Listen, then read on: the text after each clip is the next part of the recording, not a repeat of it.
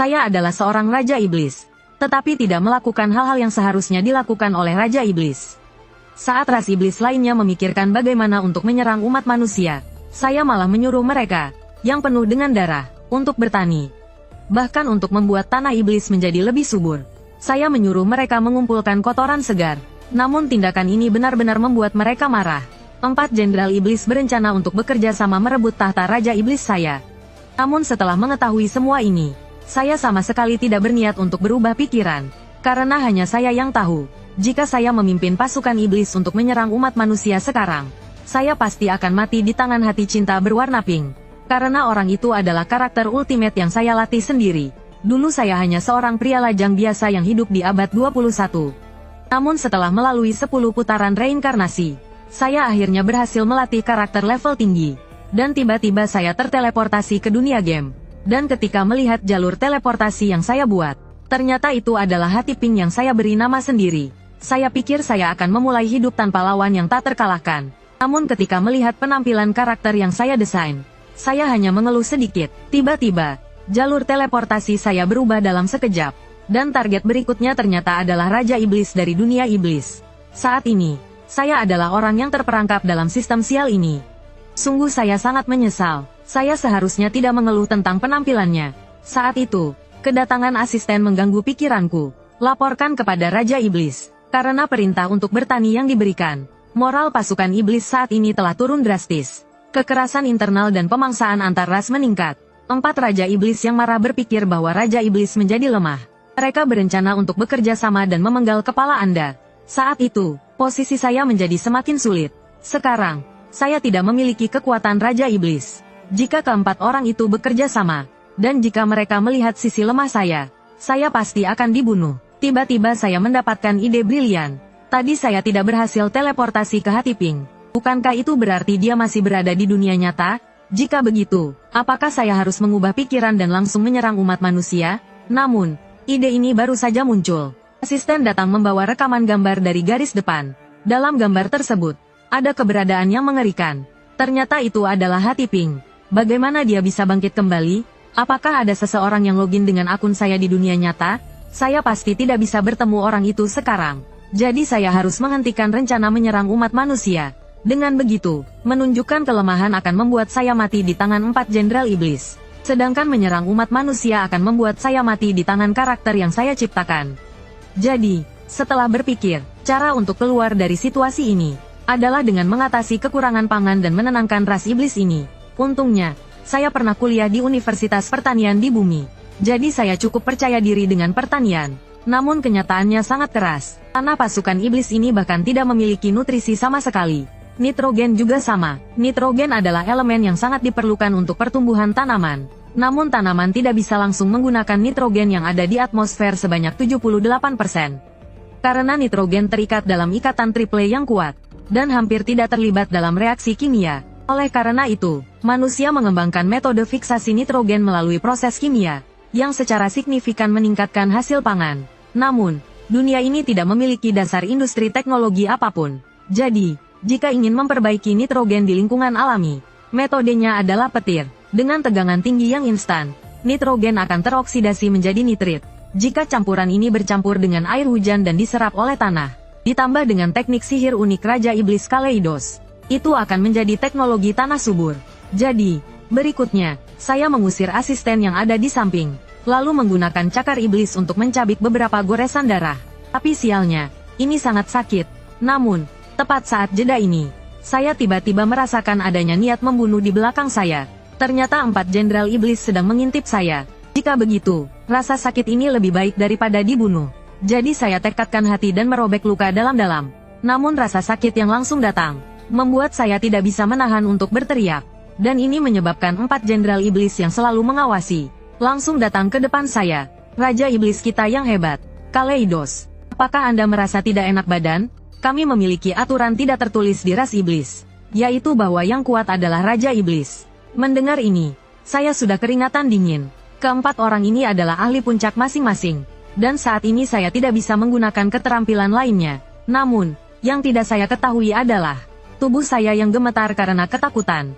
Bagi mereka, terlihat seperti getaran kekuatan yang terkumpul sebelum bertarung. Mereka bahkan merasakan tekanan yang luar biasa. Namun, untungnya, saat ini bukan saya yang memberontak. Dengan kekuatan Anda saat ini, apakah Anda pikir bisa mengalahkan kami berempat? Kemudian, ketika dia percaya diri dan menoleh, saya melihat mereka, kelompok pengecut ini, sudah diam-diam bersembunyi di belakang pohon besar. Orang yang berbicara dengan bibir jelas memberi isyarat bahwa mereka akan menunggu hasil pertarungan sebelum memutuskan apakah akan ikut bertarung. Ini benar-benar taktik rendah yang hanya bisa dilakukan oleh ras iblis. Namun, sebelum saya sempat bereaksi, asisten di samping langsung menyalakan siaran langsung. Menurut tradisi 1000 tahun ras iblis, pertarungan ini akan disiarkan langsung. Sialan, sialan. Sebelumnya, saya sengaja menguji kekuatan saya, namun hasilnya hanya terasa sedikit berbeda. Namun sebelum saya sempat bereaksi, Pangeran Vampir Asura sudah menyerang saya dengan pedang panjang. Begitu saya melihat gerakannya, saya langsung teringat, itu pasti seperti serangan menusuk atau tebasan dalam permainan. Bagaimana saya yang baru datang bisa menghindari serangan seperti itu? Namun, dalam detik berikutnya, tubuh saya malah dengan cerdik menghindar. Langkah kedua adalah kaki kiri mengarah keluar. Itu berarti saya harus melakukan serangan menusuk. Ternyata gerakan ini persis seperti gerakan yang ada di dalam permainan. Dan saya bisa memprediksi semua gerakan orang ini. Karena selama saya memainkan game, saat pertama kali bertemu orang ini, saya bahkan tidak punya waktu untuk berdoa. Dia tidak hanya memiliki gerakan yang cepat, tetapi juga serangan area yang luas. Namun, melalui kegagalan berkali-kali, setelah 128 kali tantangan, akhirnya saya berhasil menang untuk pertama kalinya. Dan di permainan berikutnya, saya sudah bisa memainkannya tanpa cedera, seperti bermain di telapak tangan. Artinya, saat ini saya, setidaknya tidak akan terkena serangan dari orang ini. Dan teriakan saya langsung membuat para jenderal iblis terkejut. Bagi mereka, saya sedang menikmati momen ini, menertawakan Asura yang lemah ini. Namun, mereka tidak tahu bahwa teriakan saya, hanya karena saya merasa lega karena akhirnya memahami poin penting. Karena dunia ini mengikuti aturan yang ada di dalam game. Tiba-tiba muncul jendela familiar. Dengan konsentrasi yang luar biasa, kamu berhasil menghindari semua serangan musuh. Sebagai hadiah, beberapa keterampilan game yang pernah digunakan akan terbuka. Fungsi penguncian target, ini adalah kunci penguncian saat melepaskan keterampilan khusus. Kalau begitu, saya akan mengunci target dan menggunakan satu-satunya keterampilan serangan yang saya miliki. Cakar robek, saat darah menyentuh musuh, seberkas api menyelimuti seluruh tubuh. Dan pada saat api padam, musuh itu jatuh lemas ke tanah. Namun, berbeda dengan sorakan gembira dari ras iblis, saya terkejut melihat keadaan yang hampir mati ini. Orang ini terkena serangan sempurna, dan dia masih hidup, dan orang ini memiliki kemampuan pemulihan kesehatan pasif. Jadi dia akan segera bangkit kembali. Saya harus mengalahkannya sebelum dia pulih. Namun, bagi kelompok ini, tindakan saya ini, terlihat seperti saya sengaja mengendalikan kekuatan saya, dan hanya menyerang hingga dia tidak mati. Tujuannya adalah untuk memberi rasa sakit semata. Namun, pada saat itu, suara sistem kembali terdengar. Kamu dengan kasar merobek jubah Asura, mengungkapkan tubuhnya sepenuhnya. Dengan demikian, fitur baru telah terbuka, membuka slot peralatan. Fungsi pembongkaran pelindung, yang membuat saya bingung adalah, slot peralatan hanya berisi pakaian yang saya kenakan saat ini. Sepertinya fitur ini belum terlalu berguna. Sekarang yang penting adalah segera menangani orang di depan saya ini. Masalahnya, dengan kekuatan serangan saya saat ini, saya sama sekali tidak bisa membunuh orang ini. Namun, saat itu saya tiba-tiba memiliki sebuah ide. Jika saya terus-menerus menggunakan serangan cakar robek pada dia, artinya saya bisa menyuntikkan banyak nitrogen ke tanah. Sepertinya, kelompok ini harusnya sudah terkejut dengan tindakan saya. Kemudian saya perintahkan Sirke untuk mengikat orang ini dengan erat. Namun, bagi Sirke, meminta seorang wanita untuk mengikat seorang pria telanjang, bukankah itu berarti dia ingin menghina dirinya dan Asura pada saat yang sama? Beberapa saat kemudian, pertama-tama siapkan penangkal petir. Kemudian saat orang ini mulai sadar, gunakan lagi cakar robek. Dengan cara ini, nitrogen di udara akan teroksidasi menjadi nitrit.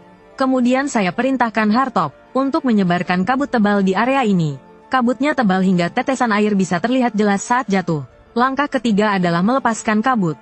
Terakhir, gunakan cakar robek lagi. Lakukan langkah yang sama berulang kali. Saya bisa menciptakan tanah subur yang kaya akan nitrogen. Jika saya bisa mendapatkan hasil yang melimpah. Hanya memikirkan ini, saya tidak bisa menahan rasa antusiasme. Jadi, selama waktu berikutnya, saya terus mengulang langkah-langkah yang telah saya sebutkan di atas.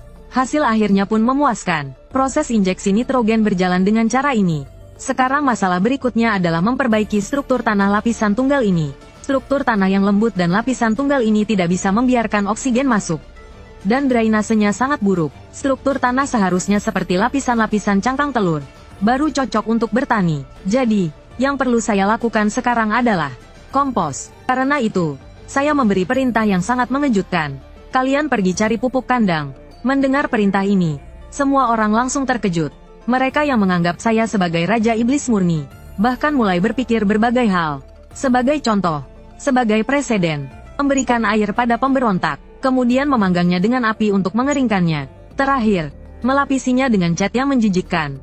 Ini benar-benar sangat kejam. Kejam hingga tak bisa dilihat dengan jelas.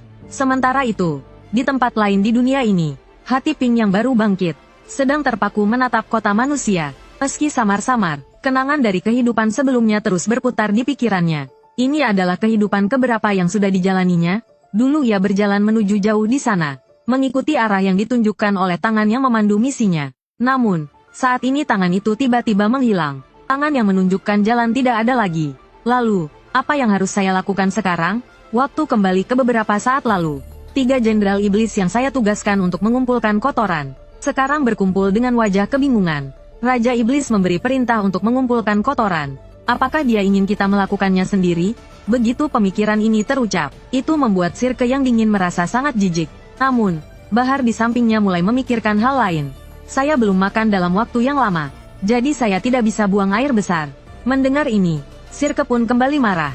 Kamu orang gila, jangan tertarik pada kotoranku. Bahkan kalau saya harus buang air besar, saya tidak ingin memberikannya padanya. Akhirnya, mereka memutuskan untuk menangkap ras iblis tingkat rendah untuk buang air besar.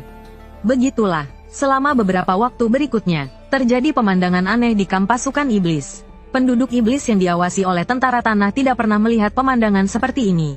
Penduduk tersebut mengatakan, dengan begitu banyak orang yang menatap, bahkan kotoran yang ingin dikeluarkan pun kembali. Setidaknya tunggu di luar. Saat itu, Hartok masuk dan bertanya, kenapa kalian lambat sekali? Apakah kalian tidak bisa buang air besar meskipun berusaha keras? Mendengar itu, penduduk yang sedang jongkok menjawab bahwa perut mereka kosong. Kecuali jika mereka mengeluarkan usus dan mengikisnya. Detik berikutnya, Hartok merasa ini adalah ide yang bagus. Dia pun mengangkat penduduk yang sedang buang air besar, dan berniat untuk langsung mengikis ususnya. Untungnya, Bahar yang datang tepat waktu menghentikan tindakan itu. Jika kamu mengosongkan perutnya, orang itu pasti akan mati, dan tidak bisa lagi buang air besar. Jadi, hanya dengan hidup yang terus bisa buang air besar. Ini membuat Hartok sangat terkejut.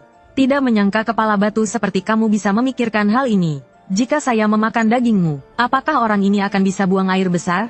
Begitu kalimat itu terucap, kekuatan mereka tiba-tiba meningkat pesat. Kemudian mereka mulai saling menyerang dengan sangat kuat. Pada saat itu, saya tiba-tiba muncul dan menggunakan cakar robek. Kedua orang itu terjatuh ke tanah dalam sekejap. Kalian ini semua orang bodoh. Apakah satu-satunya orang yang bisa buang air besar adalah orang ini? Beberapa saat kemudian di markas ras iblis, saya masih mengomeli 2 orang bodoh ini. Apa artinya mengumpulkan kotoran yang tidak bergizi? Yang saya minta adalah kotoran yang bisa digunakan untuk kompos. Kemudian saya menjelaskan singkat tentang kegunaannya. Kompos adalah bahan yang dapat memberi nutrisi untuk tanah pertanian. Bahan kompos biasa termasuk abu tanaman, tumpukan rumput, dan tanah pertanian. Selain itu, ada juga kulit telur dan kotoran ayam. Di antaranya, tumpukan rumput dan abu tanaman bisa diselesaikan hanya dengan membongkar rumah yang sudah terbengkalai. Namun tantangannya adalah kulit telur dan ayam. Saat itu, saya tiba-tiba mendapat ide cemerlang. Saya memerintahkan asisten untuk membawa peta wilayah iblis. Untungnya, peta itu sepenuhnya sesuai dengan yang ada di dalam permainan. Dengan begitu, saya segera teringat tempat yang sempurna untuk mengumpulkan bahan-bahan tersebut. Itulah tempat peristirahatan burung camar iblis. Saat berkeliaran di daerah permainan, mereka sering muncul. Ini berarti mereka bisa memakan makanan enak di wilayah manusia. Kemudian kembali ke tempat itu untuk buang air besar. Akhirnya kembali ke tempat itu untuk buang air besar dan bertelur. Dengan begitu, ini sepenuhnya memenuhi permintaan saya. Saat itu, asisten yang menyadari niat saya dengan serius mengingatkan, tempat peristirahatan burung camar iblis dikenal sebagai jurang yang tidak bisa kembali, karena jurang di sana sangat mudah runtuh dan membuatnya sulit untuk memegang. Begitu jatuh, akan terbawa ombak yang deras. Tentu saja saya tahu apa yang dia peringatkan. Karena dalam sistem permainan, pemain tidak dapat mencapai lokasi seperti itu. Tapi saya memiliki keterampilan unik. Layar pun berubah. Kami tiba di tempat peristirahatan burung camar iblis. Ini membuat semua orang bingung dan tidak tahu apa yang saya pikirkan. Sejak zaman dahulu, banyak ras iblis yang mencoba menangkap burung camar itu. Berulang kali mereka mencoba tantangan, tapi akhirnya mereka hanya menjadi makanan bagi ombak laut. Saat itu, saya berkata kepada 4 orang di belakang saya, nanti saya akan memanjat ke puncak, dan melemparkan kulit telur setelah itu. Kalian ambil dengan baik ya. Jika aksi ini berhasil, semua ras iblis akan mendapatkan makanan yang cukup. Kemudian, di bawah tatapan mereka, saya perlahan berjalan menuju tebing. Selama permainan, untuk mencapai puncak, meskipun telah gagal berkali-kali, saya akhirnya menemukan cara itu. Pertama-tama, saya melompat tinggi, kemudian menggenggam tebing yang longgar. Lalu saya menggunakan fitur pelepasan peralatan. Di saat semua orang bingung, saya berteriak keras, "Lepas!" Mereka tidak percaya dengan apa yang mereka lihat. Karena saya sudah menyelipkan tubuh saya ke tebing. Tapi bagian belakang kepala, lengan, dan bagian belakang saya tetap di luar dinding. Kemudian saya berputar dengan cepat. Pemandangan ini membuat satu-satunya wanita iblis terkejut dan cemas. Namun saat saya berteriak untuk mengenakan pakaian, saya sudah memakai pakaian saya, dan bahkan berhasil menyelipkan diri di tebing. Begitulah, selama waktu berikutnya, saya terus mengulang, memakai pakaian, lagi, dan lagi. Tidak lama kemudian, saya berhasil mencapai puncak, dan dengan gaya pemenang, saya menatap orang-orang di bawah. Bak ini adalah cara yang saya temukan setelah banyak percobaan. Karena di dunia permainan, ada jendela inventaris untuk melepas peralatan. Ada juga dinding udara yang benar-benar tidak dapat dijangkau. Dengan menggabungkan semua fakta ini, saya melakukan pengujian praktis. Seperti yang saya duga, itu benar-benar berhasil. Saat melihat saya berhasil mencapai puncak, Bahar tiba-tiba menyatakan bahwa dia juga ingin membantu. Segera, tanpa reaksi dari orang lain, dia melompat tinggi dan berlari menuju tebing. Namun, tanpa sistem permainan, Bahar, bagaimana mungkin dia bisa memanjat dengan cara biasa? Seperti yang saya duga, saat dia menyentuh tebing, dinding yang retak langsung membuatnya jatuh ke bawah. Saat dia hampir jatuh ke laut, saya langsung menangkap lengannya, tapi tubuhnya terlalu berat, membuat lengan saya hampir putus. Tapi saat itu saya tiba-tiba berpikir, mengapa saya harus menyelamatkan orang ini? Bagaimanapun juga, dia adalah salah satu ancaman dari 4 jenderal iblis. Bukankah lebih baik mengurangi satu? Tapi tepat saat saya berencana untuk berhenti menyelamatkan, saya tiba-tiba teringat sahabat baik saya yang dulu tidak saya bantu. Saat itu karena terlalu penakut, saya takut menjadi orang yang terisolasi. Tapi sekarang saya berpikir, jika saya bisa lebih berani, jika saya bisa berdiri dengan berani, bahkan melakukan yang terbaik yang saya bisa, mungkin saya bisa melihat senyum yang cerah itu. Dengan dorongan tekad yang tak terduga, saya malah melemparkan orang ini langsung ke puncak. Melihat Bahar yang terluka, dia tampak bingung dengan tindakanku. Namun saya merasa, daripada meninggalkan orang yang mengikuti saya dan menyesal, lebih baik seperti ini, tidak terlalu sakit. Namun saat itu suara sistem tiba-tiba terdengar. Meskipun Anda belum sepenuhnya menyesuaikan diri dengan tubuh Raja Iblis Kledos, Anda telah mengerahkan seluruh kekuatan Anda. Berdasarkan pencapaian ini, jika Anda membawa kebahagiaan penuh untuk pasukan Raja Iblis Anda, sistem akan membuka mekanisme untuk mengumpulkan poin kekuatan yang kuat.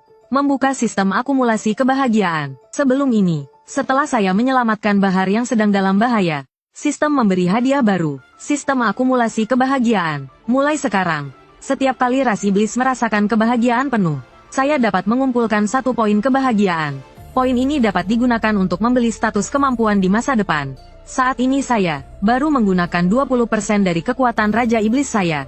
Sistem meminta saya untuk meningkatkan kekuatan saya hingga 100%. Kemudian saya mencoba meningkatkan stamina. Hasilnya, poin kebahagiaan yang dibutuhkan sistem adalah 50. Saat ini, harga ini lebih mahal daripada yang saya perkirakan. Tapi jika dipikir-pikir, jika saya bisa mengubah tanah tandus menjadi lumbung makanan, bukankah poin kebahagiaan itu bisa didapat dengan mudah? Setelah itu saya bisa menjadi raja di antara raja, dan peluang bertahan hidup saya juga akan meningkat. Saya tidak menyangka, di dunia yang asing ini, seseorang merasa berterima kasih kepada saya. Ternyata itu adalah hal yang begitu indah.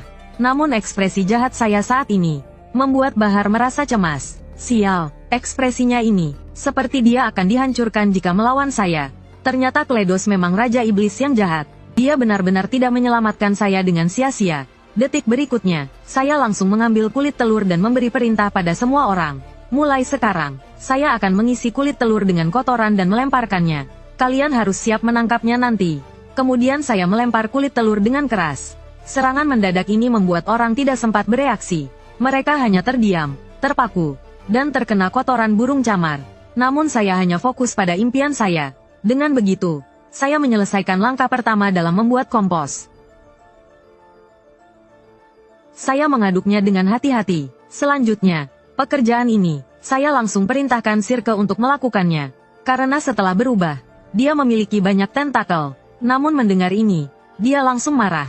Raja Iblis yang dingin. Sirke, tentakel saya bukan untuk menangani kotoran yang kotor. Namun detik berikutnya saya berubah menjadi iblis. Jika kamu ingin berjemur seperti Asura, saya bisa memenuhi permintaanmu. Namun begitu saya selesai berbicara, Sirke langsung seperti mendapat suntikan semangat dan mulai menginjak kotoran dengan penuh semangat. Luar biasa, tadi benar-benar mengejutkan saya. Ternyata menghadapi orang dengan temperamen seperti ini, kita tidak boleh meremehkan mereka. Selanjutnya, saya perintahkan Hartop untuk menyemprotkan uap alkohol di udara. Namun dia dengan tidak senang hati mengatakan, jika begitu, baunya akan semakin tidak enak. Namun saya hanya menunjuk ke belakang. Hartop segera terbang di atas tumpukan kotoran. Tahap terakhir adalah menyimpan pupuk di tempat yang kering. Kemudian menutupinya dengan selimut yang terbuat dari bulu burung camar. Namun, dengan jumlah orang yang ada, efisiensi pekerjaan mereka memang tidak cukup. Ternyata, untuk membuat pupuk yang bisa menutupi wilayah kerajaan yang luas ini, harus melibatkan banyak ras iblis. Meskipun beberapa bagian lebih rumit, tetapi sekarang harus dilakukan, dan itu harus didorong dengan kekuasaan Raja Iblis. Layar pun berubah, di dalam sebuah ruangan sederhana di tempat tinggal ras iblis. Seorang iblis kecil terbaring lemah di tempat tidur. Saat itu dia sudah hampir mati karena kelaparan. Dia bahkan meminta ayahnya di sampingnya, untuk memakan tubuhnya setelah dia mati, agar ayahnya tidak mati kelaparan. Ini adalah krisis yang dihadapi oleh seluruh ras iblis. Mereka tidak bisa mengalahkan monster-monster kuat. Raja Iblis juga melarang mereka menyerang manusia. Saat ini, hidup mereka terasa sangat putus asa. Namun tepat saat itu, pintu kamar tiba-tiba terbuka. Melihat siapa yang datang, ayah dari anak saya berteriak, "Tuan Raja Iblis." Detik berikutnya, saya dengan marah berkata, orang ini tampaknya masih punya tenaga untuk bicara. Baiklah, bawa dia pergi. Begitu saja, kedua orang yang sebelumnya tidak peduli dengan hidup mereka, terpisah secara paksa oleh para iblis. Sekarang, yang harus dilakukan pertama adalah mencegah kanibalisasi antar sesama ras iblis. Kemudian saya perintahkan Hartop untuk menambah tenaga kerja, sebagai Raja Iblis dari ras iblis. Untuk mencapai tujuan saya harus memiliki kediktatoran seperti ini. Beberapa hari kemudian, warga yang sedang menginjak kotoran merasa, apa yang mereka lakukan sekarang sangat bodoh. Tanah rusak ini tidak mungkin subur. Tidak ada biji pun. Lalu bagaimana bisa menanam sesuatu? Saat itu, saya tiba-tiba muncul di belakang mereka. Apakah kalian penasaran apa yang akan saya tanam? Kemudian saya meminta mereka untuk mengikuti saya. Beberapa hari lalu, saat memeriksa tanah tandus ini, saya secara tidak sengaja menemukan bunga ungu yang tumbuh liar di tanah ini. Para iblis yang mengikuti saya mengatakan bahwa akar tanaman ini beracun. Jika tertelan tanpa sengaja, mungkin akan disertai dengan sakit perut yang hebat bahkan bisa berujung kematian.